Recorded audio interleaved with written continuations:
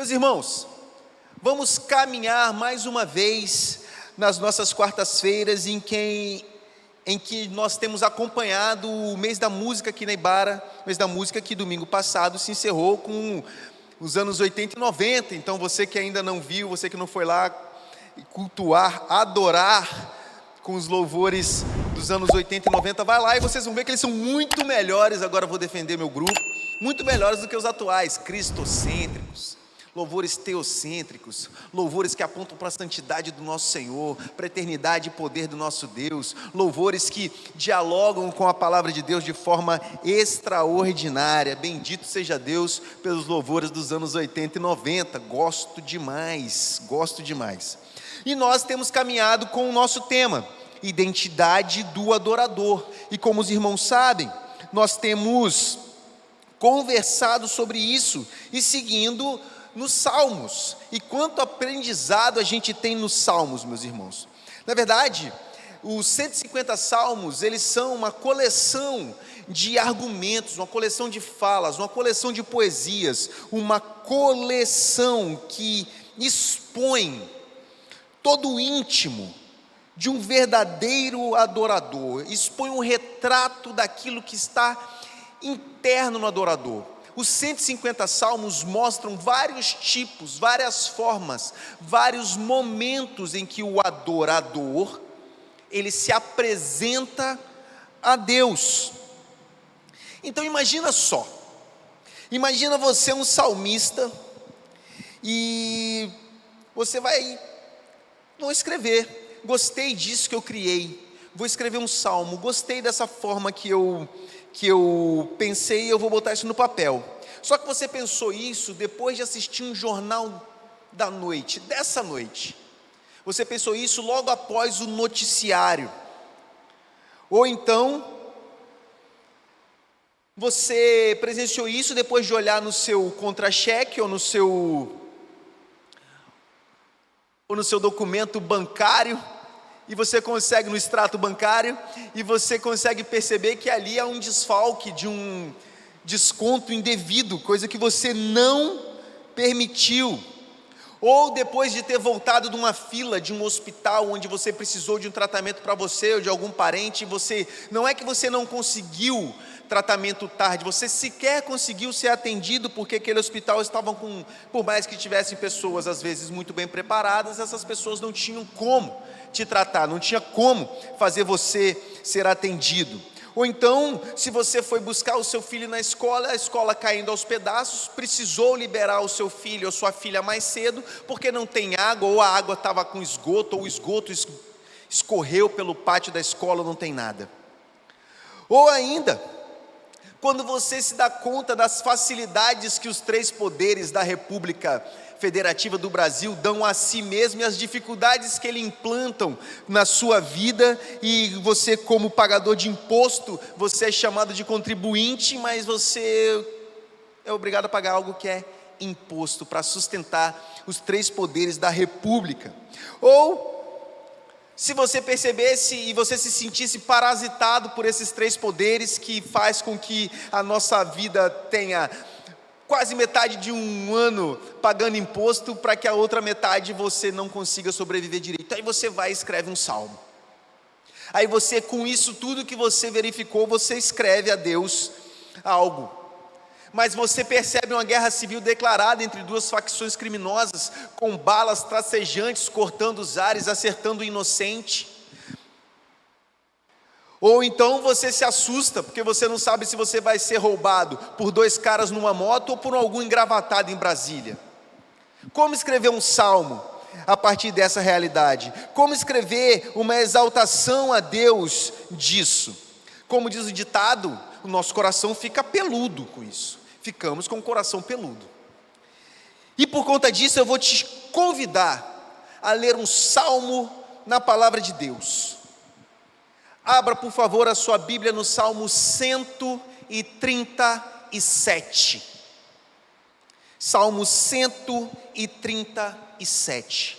Nós vamos colocar o salmo, como sempre, exposto no nosso telão, mas peço para que você abra a sua Bíblia, ou ligue seu smartphone, ou o seu aplicativo da Bíblia, e leia esse salmo comigo. O salmista diz: junto aos rios da Babilônia nós nos sentamos e choramos com saudade de Sião. Ali nos salgueiros penduramos as nossas harpas. Ali os nossos captores pediam-nos canções. Os nossos opressores exigiam canções alegres, dizendo: cante para nós uma das canções de Sião. Como poderíamos cantar as canções do Senhor numa terra estrangeira? Que a minha mão direita dê fim, ó Jerusalém, se eu me esquecer de ti. Que a língua se me grude ao céu da boca, se eu não me lembrar de ti e não considerar Jerusalém a minha maior alegria. Lembra-te, Senhor, dos edomitas e do que fizeram quando Jerusalém foi destruída, pois gritavam: arrasem-na, arrasem-na até os alicerces.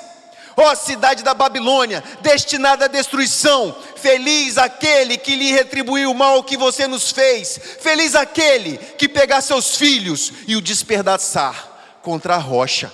Palavra de Deus. Palavra de Deus, texto sagrado e santo das Escrituras. Esse é um salmo chamado imprecatório, ou seja, um clamor feroz, é um desejo intenso para que algo ruim aconteça com alguém, é um rogar praga, desejar o mal. Aqui especificamente, o salmista tinha regressado da Babilônia, talvez havia nascido na Babilônia, porque Israel ficou bastante tempo lá. Ele nunca tinha visto Israel, mas voltou para Israel, voltou para Jerusalém, e quando chega lá, o que ele dá de cara? Com uma terra arrasada, destruída, não tinha pedra sobre pedra. Os irmãos lembram quando nós falamos aqui de Esdras e Neemias, as histórias que nós contamos. Essa terra dizimada era a paixão de alguém que mesmo de longe escutava falar de Israel. Essa terra arrasada, mesmo de longe, mesmo por quem nunca tinha visto, era considerada uma terra santa. O povo de Israel continuava amando Israel, contudo, o clamor desse salmista não demonstra só melancolia, mas demonstra que, de fato, os que voltaram para Israel eram adoradores do coração peludo, como eu disse mais cedo. E esse é o título da nossa mensagem: adoradores do coração peludo, porque muitas vezes é isso o que somos.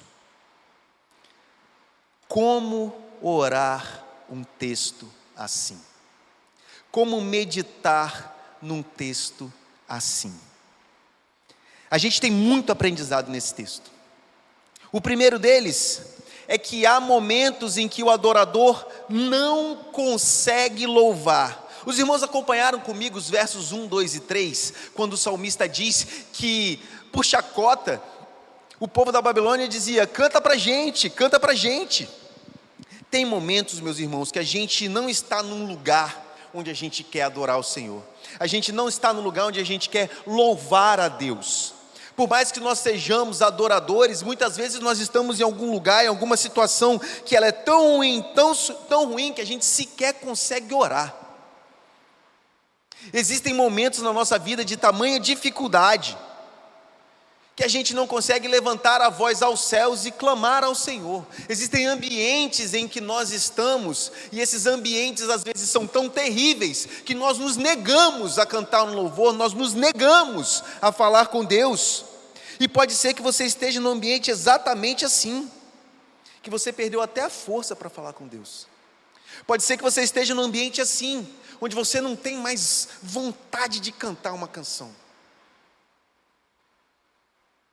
Eu quero te dizer, meus irmãos, que isso não é um problema só seu, isso foi registrado na Bíblia Sagrada, e o salmo que nós lemos não é o único salmo imprecatório, existem outros salmos imprecatórios, existem outros salmos com desejo de vingança, com amargura, existem outros salmos de lamento, existem outros, meus irmãos. Aqui Israel estava num cativeiro, tinha perdido sua identidade, tinha perdido a sua religião, tinha perdido o seu idioma, e ainda pediam para que eles cantassem. Eles viam outros deuses sendo adorados, Baal sendo adorado, Zaratustra sendo apontado como um grande profeta. Eles viam o próprio povo adorando outros deuses. Aliás, Israel era mestre nisso. Israel sempre teve por tradição dar as costas para Deus e adorar outros deuses. E como adorar no momento de tanta dor? Como adorar sendo num lugar de sofrimento? Como adorar sendo um escravo numa terra a mais de 800 quilômetros da sua? Como adorar tendo sido roubado? Como adorar numa doença terminal? Como adorar sendo alguém que foi preterido na família? Como adorar sendo alguém que foi abandonado pelo cônjuge? Como adorar se seu filho está envolvido talvez em algo ilícito? Como adorar a Deus numa situação em que algo terrível aconteça? Como adorar quando nosso filho sofre bullying na escola? Como adorar quando nós sofremos bullying? Como adorar no momento de dor e sofrimento, onde estamos para lá da morte? Como adorar quando nós clamamos para que a morte nos leve, porque é descanso na nossa vida? Como adorar? Como louvar a Deus num momento de tristeza tão grande? É isso que o salmista está buscando. O salmista compôs aqui uma canção sobre os dias onde a canção não foi entoada. Ele fez um louvor sobre um dia onde o louvor não foi cantado. O salmista fez uma música sobre a ausência do canto. O salmista aqui derramou o seu ser perante Deus, sem esconder uma vírgula do seu sentimento. Eu gosto de dizer que nós cultuamos a um Deus que conhece a intenção do nosso coração. E talvez essa seja a pior verdade do Evangelho. Um Deus que conhece a intenção do meu coração. Porque Ele não é só enganoso, Ele é mau. Ele trama. Meu coração é péssimo. Mas aqui o salmista não se importou. Ele disse, ele registrou. E esse registro nos ensina também que há momentos em que o adorador não quer louvar. Meus irmãos, aqui o salmista disse: como eu vou adorar a Deus numa terra estrangeira? E esse estrangeira não é simplesmente um lugar onde a fronteira é longe, ela é totalmente diferente. O Deus que governa aqui não é o meu Deus. Senhor, você quer saber mesmo o que eu acho? Eu acho que o Senhor perdeu. Talvez Baal seja maior do que o Senhor. Por que o Senhor é um Deus de uma terra tão pequena e arrasada, e os outros deuses são deuses de terra tão grande e próspera? Deus, como eu vou louvar se a minha força não permite sequer que eu fique em pé? Como eu vou louvar ao Senhor se parece que eu estou falando contigo, Deus, e não há uma resposta que me agrade? Senhor, até quando o Senhor vai ficar em silêncio perante a minha oração? Senhor, me ouve, Deus. Às vezes, como o salmista, a gente até prefere o silêncio mesmo. Às vezes a gente faz a opção pelo silêncio, talvez como um protesto contra Deus até, ou talvez como uma demonstração pública de dor. Às vezes o silêncio, até no silêncio para cantar, o silêncio da oração, é fruto de um trauma espiritual que você passou em alguma outra igreja, ou em alguma outra verdade, ou algo que te machucou espiritualmente, e você tem um silêncio na oração.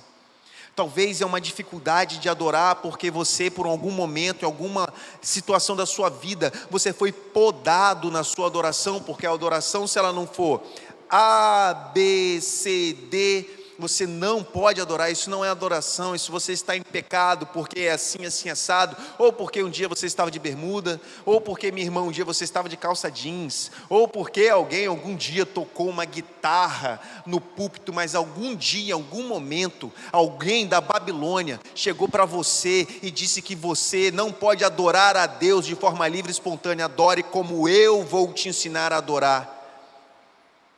E você perde as forças completamente. Ao invés de fazer uma adoração livre, você faz uma reza mecânica, com falas que já foram pré-programadas por alguém. E somente essas falas são santas. É a partir do momento que você faz essas falas, ou que faz determinados movimentos com a mão, aí sim, você vai ser abençoado por um Deus que de fato não te ouviu. Adoração, no fim das contas, aqui na Babilônia, eles queriam que fosse algo circense. Canta aí pra gente. Faz aí uma coisa para eu ver. Como é que era a música de lá mesmo? Canta aí, escravo. Será que nós temos adorado ao Senhor somente de forma circense? Será que nós temos adorado a Deus para um público ver? Será que nós, na Babilônia, nós adoraríamos a Deus para ser bem visto pelos babilônicos? Ou será que, assim como Daniel, nós oraríamos no nosso quarto? Como seria a nossa adoração? Volto. Como é a nossa adoração? Será que é uma adoração nos rios da Babilônia? Ou é uma adoração no quarto? Vou te falar, meus irmãos, os rios da Babilônia são o rio Tigre e o Eufrates, que são citados no Éden. Eles estavam às margens dos rios citados no Éden, e ainda assim, não consideraram aquele lugar digno da oração e da adoração deles. Deixa eu te falar uma coisa. Deus, quando criou o mundo, Ele viu que era bom, viu que era bom, viu que era bom, e viu que era bom. Depois do pecado, Deus não viu que era ruim. Isso não está na palavra de Deus. A partir de agora, Deus viu que era ruim. Não tem isso na Bíblia. Tudo que Deus criou continua santo. O problema é que a gente profana. Não há ambiente que tenha sido criado por Deus onde não há santidade. Não profane o que Deus criou santo. Adore a Deus em qualquer lugar. Ah, mas aqui é o rio Tigre, aqui é o Eufrates, aqui é a Babilônia. Deus é Deus no universo. Deus não é limitado. Não adore a Deus para ser visto, mas adore a Deus em espírito e em verdade. Muitas vezes em secreto, muitas vezes escondido. Mas a gente entende, meus irmãos, que há momentos que o adorador fica, como eu disse, com o coração peludo. Tem hora que a nossa oração pede vingança. Tem hora que a nossa oração quer tramar o mal de alguém. Tem hora que a gente até com a boca diz uma coisa, mas aqui, exatamente o contrário do que eu digo. Eu demonstro a Deus toda a minha hipocrisia, toda a minha maledicência, todo o meu espírito de depravação é apresentado a Deus, quando o meu coração pede para que alguém morra, mas a minha boca pede a conversão dessa pessoa. Como é ruim orar por quem se opõe ferozmente à nossa ideologia, por exemplo. E a gente cansa de ver isso numa disputa política besta entre crente. onde o crente do lado de cá ora contra o crente do lado de cá, só porque o crente do lado de cá votou num cara que o crente do lado de cá não votou, e vice-versa. Como é difícil orar pela conversão dos nossos opositores, pela salvação dos nossos opositores. Por quê? Nós levamos para o coração a oposição daquele que é nosso irmão, ao invés de levar o nosso irmão no coração, apesar da oposição. E nós o que fazemos? Não oramos por nossos opositores. Nós não oramos por aqueles que querem que a igreja acabe. Nós não oramos por aqueles que lutam contra a palavra de Deus. Nós não oramos pelos políticos que muitas vezes roubam os nossos impostos, pelos criminosos que maltratam o cidadão e levam aquilo que foi conquistado por muito esforço. Nós não oramos por aqueles que querem ver a igreja destruída. Nós não oramos por aqueles que muitas vezes estão dormindo nas calçadas. Não. Deus, abençoe a minha família. Deus, abençoe o meu lar. Deus, muito obrigado pela comida. Nós sequer oramos por nossos irmãos da igreja perseguida. Quando a gente ora, a gente pede oração por Israel, mas a gente esquece que no Irã tem gente morrendo também. E se morrem sem Jesus, tanto em Israel quanto no Irã, o destino é o mesmo. Não é o território que salva, é Jesus Cristo. Se nasceu em Israel, se nasceu na Rússia, se nasceu na China, nos Estados Unidos, no México, no Brasil, no Uruguai, se nasceu em Angola, na África do Sul, se nasceu no Egito, na Argélia, se nasceu no Paquistão, se nasceu no Afeganistão, se nasceu em qualquer lugar do mundo e morreu sem Cristo, morreu para a eternidade. Mas a gente escolhe um lado para orar. A gente escolhe um grupo para orar. Como é amargo orar pela conversão dos nossos inimigos.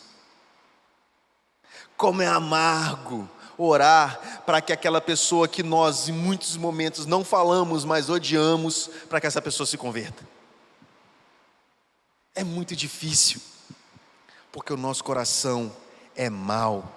É muito difícil orar em favor dos que se alegram do sofrimento do povo. É muito difícil orar.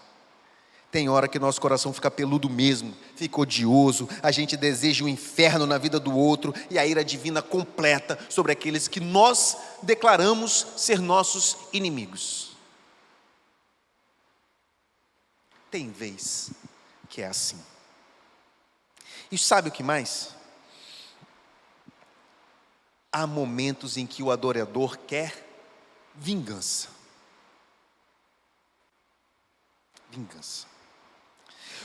Nos Salmos imprecatórios, o autor deseja vingança de forma sedenta. Só que ele entende uma coisa: a vingança vem de Deus. Ele não clama por vingança pelas próprias mãos. Ele não sai para resolver o problema. Ele não sai contra os seus adversários. Mesmo tendo uma oração dura, violenta, agressiva, ele não disse: Deus, me dê uma arma para que eu destrua os meus adversários. Ele não: Deus, destrua os meus adversários. Ele entregou a Deus a vingança. Ele entregou ao Senhor, para que o Senhor resolva o problema da amargura do coração dele, porque a vingança é do Senhor. A vingança é do Senhor. Eu acho engraçado quando um grupo é a favor do aborto e não é a favor da morte de um criminoso. Assim como eu acho estranho alguém desejar a morte de um criminoso e ser contra o aborto. Você é a favor da vida só no ventre e depois do ventre pode matar? E outra, você é a favor da vida só fora do ventre e no ventre pode matar? Meu Deus! Em que ponto chegamos? Por que não defender a vida do ventre até a idade do idoso? Ah, mas ele é um criminoso, aqui pague pelos crimes que cometeu. Mas essa criança, ela vai nascer com deficiência, que seja feliz e que tenha uma vida próspera e saudável na medida do possível. Nós devemos clamar pela vida. A gente discute, no final das contas, onde é que pode matar. Que cristãos somos nós? Onde é que estamos levando o Evangelho? E Deus escuta uma oração imprecatória? Sim. Ele ouve. Deus escuta uma oração por vingança? Sim. Ele ouve, Ele é onisciente. Nosso Deus não deixa de ouvir nada, nada escapa da potente mão de Deus, e digo mais, Deus atende a oração imprecatória? Cadê a Babilônia? Cadê a Síria? A Síria da época, né? Cadê Pérsia, Medopérsia? Mas sabe o que mais? Deus atendeu tão bem o salmo, atendeu tão bem a oração do salmista, que Deus não se vingou nos filhos dos babilônicos. Ele ouviu a oração e se vingou em seu próprio filho.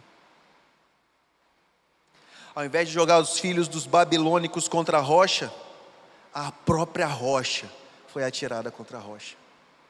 Ao invés de matar os filhos dos babilônicos, aquele que é a vida foi morto.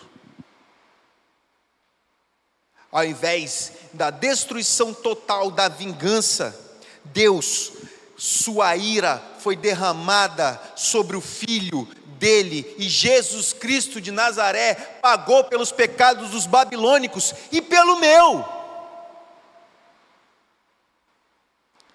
A chicotada que Jesus levou na cruz, a chicotada que Jesus levou na Via Crucis, um pouco antes da cruz, uma chicotada daquela, culpa é minha. Deus ouviu a oração imprecatória e aplicou-a em si. Deus escutou o lamento de Israel por vingança e vingou-se em Cristo. A ira do nosso Senhor contra o nosso pecado recaiu sobre aquele que é santo e que nunca pecou. O nosso Deus usou Jesus como a resposta da oração imprecatória de um povo que havia sido sequestrado, e pelos pecados dos babilônicos, pelos pecados dos judeus e pelos pecados da Igreja Batista em Araçás. A gente precisa então ler esse salmo? Claro, é palavra de Deus. A gente precisa meditar nesse salmo? Claro, é a palavra de Deus. E a gente precisa compor as nossas músicas, elevar as nossas vozes ao Eterno, não como vingança, mas por agradecimento, porque a potente mão de Deus e sua ira perfeita não recaiu sobre nós, maldosos como os babilônicos, mas recaiu sobre Jesus, o único que é bom, o único que é justo. Os pecadores insaciáveis foram poupados, e o santo, santo, santo Senhor Todo-Poderoso foi punido em meu lugar. Vamos orar? Vamos agradecer a Deus, porque a ira do Senhor não recaiu sobre nós. E ao invés dos nossos filhos e os filhos dos babilônicos terem sido destruídos sobre a rocha, Deus preferiu punir seu próprio filho, ao invés de nós. Deus, muito obrigado, Pai, porque o Senhor teve misericórdia de nós. Muito obrigado, Pai, por Tua palavra. Muito obrigado porque o Senhor nos guia e nos guarda. Transforma nosso coração de pedra em coração de carne. Transforma a nossa vida em vida de pacificadores. Que as bem-aventuranças, que o sermão no monte arda no nosso coração, que a gente seja bem-aventurado, que a gente seja pacificador, que a gente seja agente da justiça. Nos ajude a sermos cristãos melhores, Pai. Que a graça soberana de Jesus, o amor do Pai e as doces e sublimes consolações do Espírito de Deus esteja sobre toda essa igreja, salva pelo Filho de Deus, até que o Senhor venha, Pai. Amém.